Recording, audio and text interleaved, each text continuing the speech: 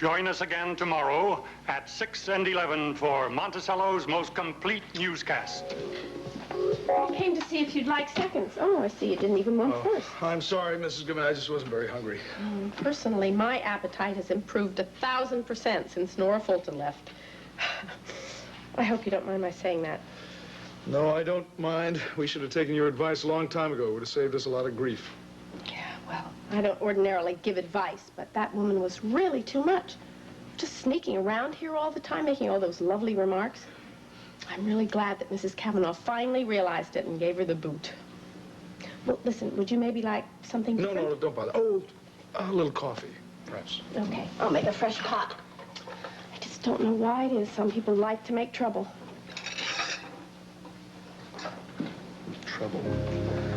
Trouble.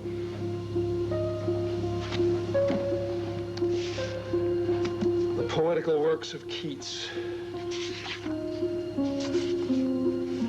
Ode to a Nightingale, page 144. Darkling I listen, and for many a time I have been half in love with easeful death, called him soft names in many a mused rhyme to take into the air my quiet breath. Now more than ever, seems it rich to die, to cease upon the midnight with no pain.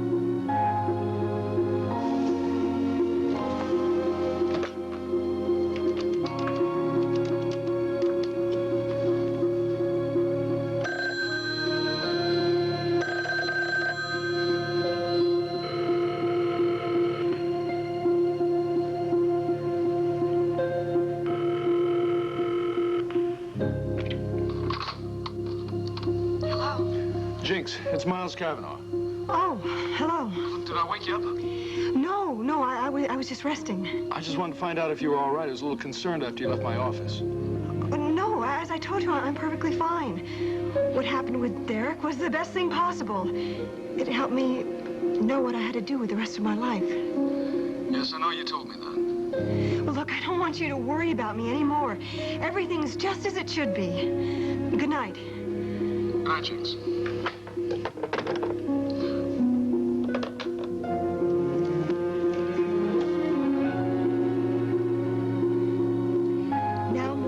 Seems it rich to die, to cease upon the midnight with no pain.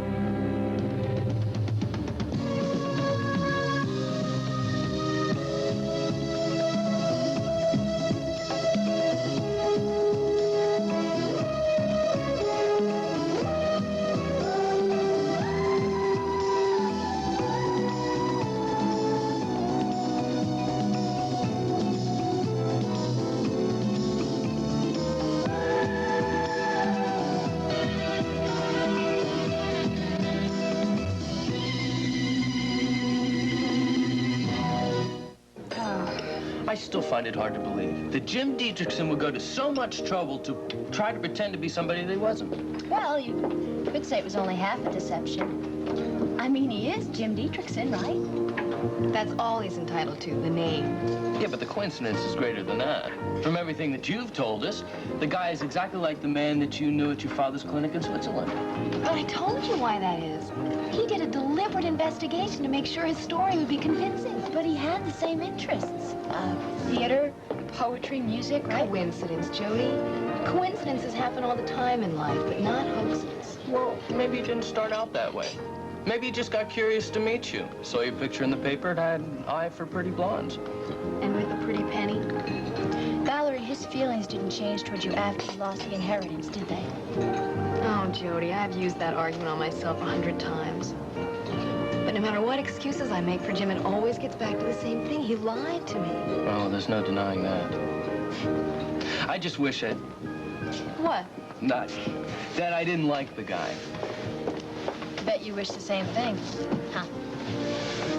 Okay, I think we've dissected this subject enough for one night. I just wanted you to know I wanted you to understand why I can't be involved with Jim or the company anymore.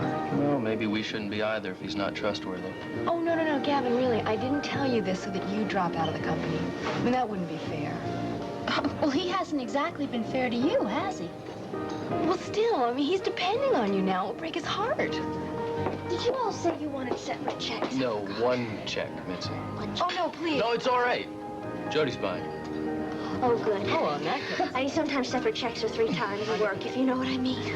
I tell you, the worst part of this job is the arithmetic. Well, don't you worry, Mitzi. It's only temporary. That's right. Stage actresses only have to be able to count the house. Oh, well, I'll tell you, sometimes I think I'm going to be a waitress for the rest of my life. I mean, as soon as the dream starts to come true, I wake up and there I am, back with the cheeseburgers. Oh, but see, I had heard that things were going pretty well for the acting company. That your boss decided to finance it? Oh, yeah. I mean, Sid's putting up all this money. It's great, but it's Jim that I'm worried about. Why? What's wrong with him? Well, he's just been so discouraged these days. I mean, he's been in a really bad mood. Well, he might have another reason besides the company for that. But he's just been so miserable. I mean, I'm afraid he's going to get so discouraged and just pack up and leave. Leave? Did he say something to you about that? Yeah, hold on. I'll be right back. Hi, you guys. Hi. Hi, how are you? Thank you. I thought you were going somewhere. Yeah, but just the Bar Association dinner, that's all. Didi surprised me by showing up for the before dinner drinks. Great dress. Yes. Well, the food was awful, so Cliff and I decided to skip dessert and come right here. And when we miss all the after-dinner speeches, too, they're boring. That, too. Okay, what can I get you guys? I'll have a dish of vanilla ice cream and a cup of coffee. I'll have Sid Super Special with the chocolate chip ice cream and the pineapple topping, the whipped cream, and the cherry. Got it. Supers. Got it. I recommend the Super Special for you, too. Sorry, I can't handle it tonight, Cliff. It'll make you feel better. What makes you think I'm not feeling well? Because I'm a very sensitive guy, because I can tell when my partner's down in the dumps. No way to guess, huh? Well, not only am I sensitive, I'm also intuitive. Your trouble begins with a C and ends with an N. The N stands for nothing. You've seen Calvin, huh? Calvin and I were supposed to have dinner together tonight. And I even went by his apartment to pick him up because I didn't want Mitzi to know about it, which just goes to show you how guilty I was feeling about the whole thing. You are innocent until proven guilty. Well, I have proof. While I was there, his wife called. Great. Perfect timing. Gets better. She was calling from the Monticello airport. She's coming home. Oh, really? She's supposed to be in New York in some smash hit play. She's not gonna come in here. It must be a vacation. It'll only be a week or two. There's only 7 days in a week. Then she'll be gone. No. She will never be gone. Even after she's left, she won't be gone. Which is why I am going to stick with my original decision. I am not going to see Calvin Stoner anymore. Didi, I just wish you felt better. Now that I've made up my mind, I feel better.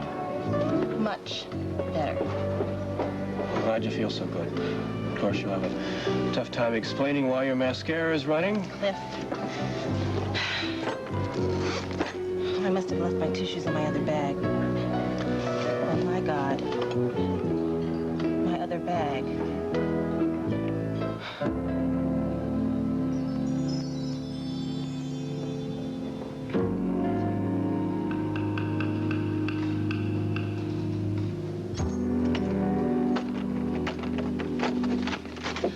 Here you go, honey. Welcome home. Flowers. Just for me.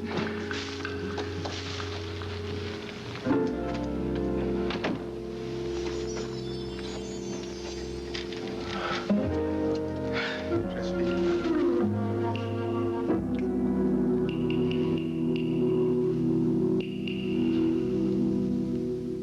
A little wine. I mean, I know it's not that expensive French champagne you Broadway stars are used to drinking after your performances, but I got news for you, honey. For me, it's hot cocoa every night and an early bedtime.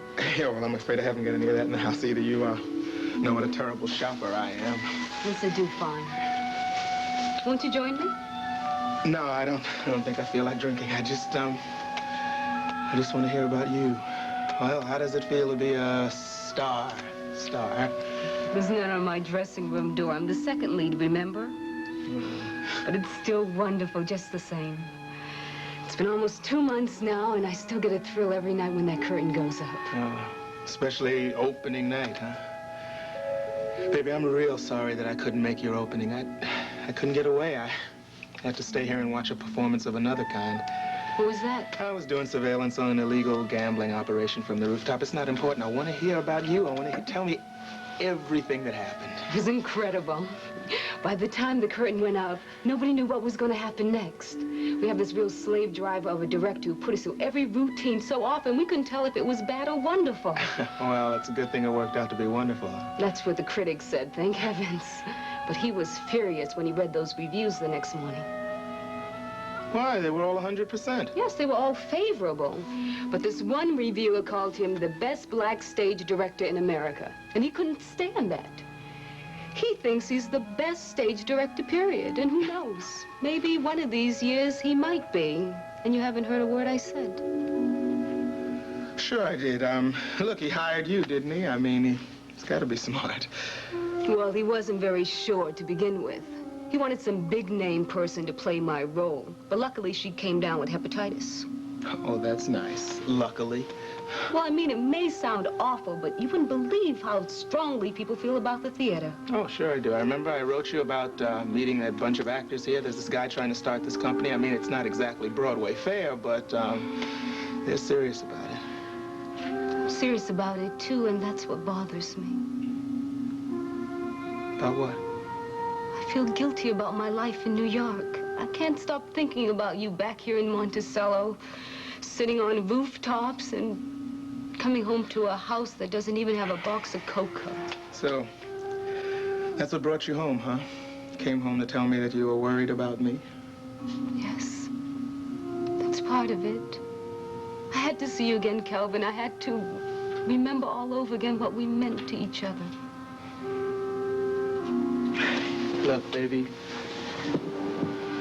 we talked about all this before you left. I mean, you worked so hard to get this chance. You would never have forgiven yourself if you hadn't taken it, and what's worse, you probably wouldn't have forgiven me either. I feel as if I'm the one that needs the forgiveness. Why, you haven't done anything. Haven't I?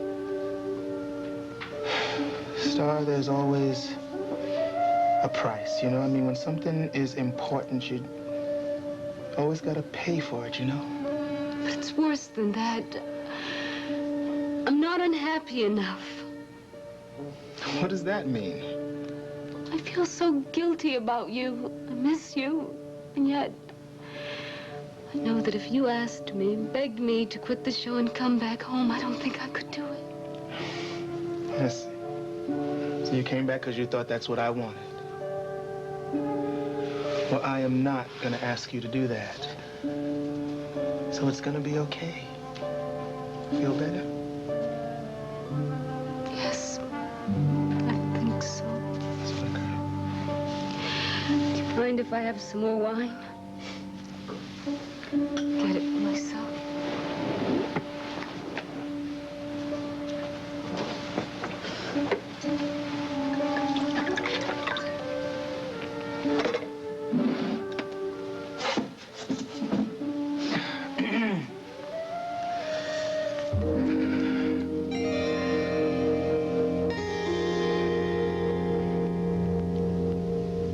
We are Didi, a vanilla ice cream.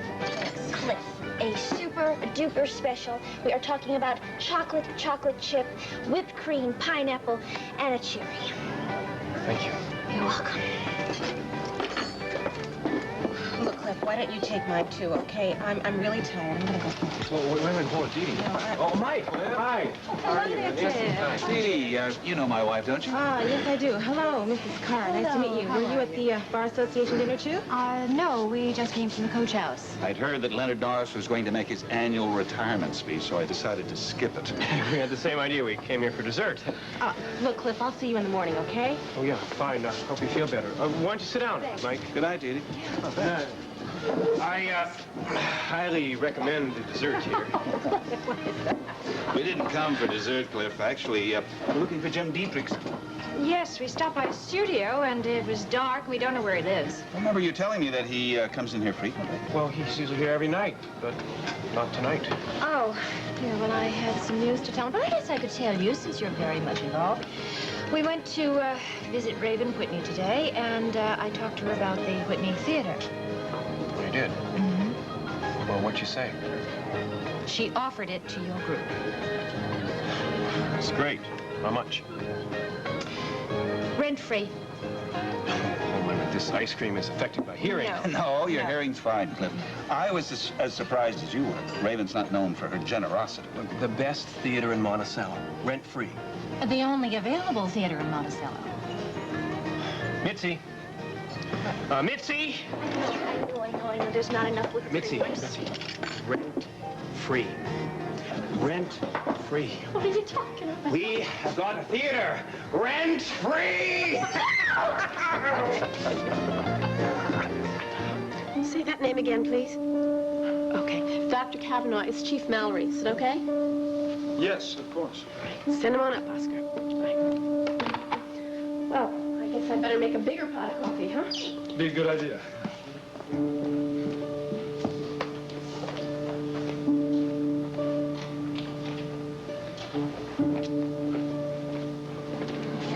Hello, Dirk. Hello, Miles. Sorry to do this to you. I figured you'd be awake It's still. always good to see you. You weren't about to go to sleep or pick up Nicole or anywhere? No, neither of those two. She's got a car service. Listen, Mrs. Goodman just put on a pot of coffee, but if you would rather have a drink... I'd rather have a drink. I thought so. Scotch and water? Yeah. And, take it easy on the water, okay? That'll let you know what kind of a mood I'm in. I know what kind of mood you're in. Wish Nicole was here. I'd like to talk to the two of you. Get both your opinions about what I should do next. Need all the help I can get. Look, Derek, if you're here to get any more medical consultation about Jinx, I gotta warn you that it's no good. I can't do that. You already know she's got a fairly rare illness. Fairly rare illness, always fatal. Normally fatal. I don't like the word always.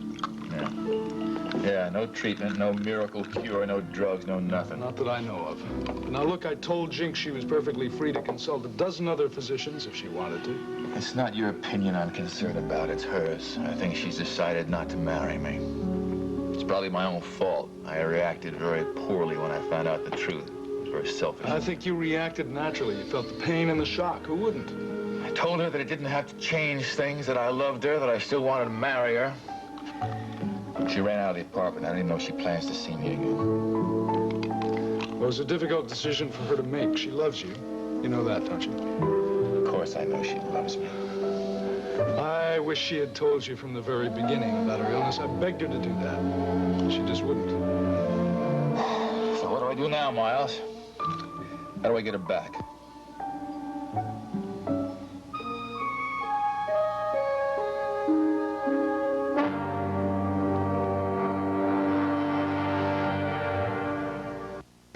You are a good friend, and I care a lot about Jinx, so try to understand when I tell you that I really don't think you ought to marry Jinx. What?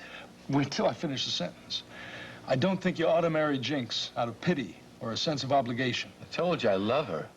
Yeah, but are you sure that's the only reason now? Have you really thought deeply about what it would be like to get married to someone who you will lose in a matter of months, maybe even weeks? You sound less optimistic now than you did 2 minutes ago. I am always optimistic. I'm just trying to be realistic. I don't hold any hopes for a miraculous cure. Well, if we just spent 6 months together, that would... We would have that much time. An outside chance. Well, all right, even if it's only 6 weeks. We'd have that time together. There's got to be that much time.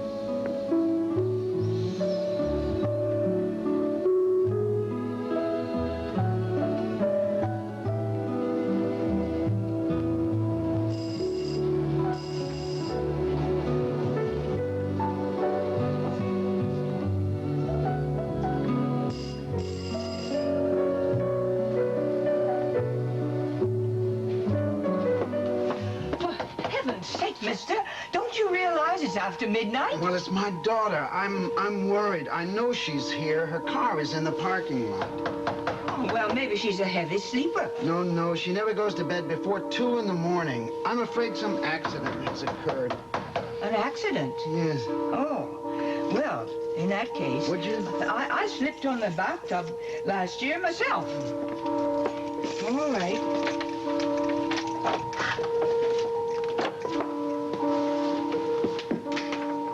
Dorothy? Right in here.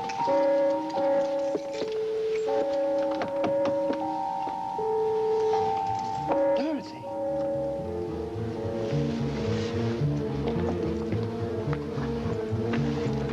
Dorothy?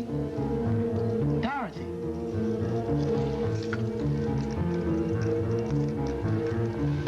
Dorothy, wake up. My God, wake up, Dorothy. Daddy.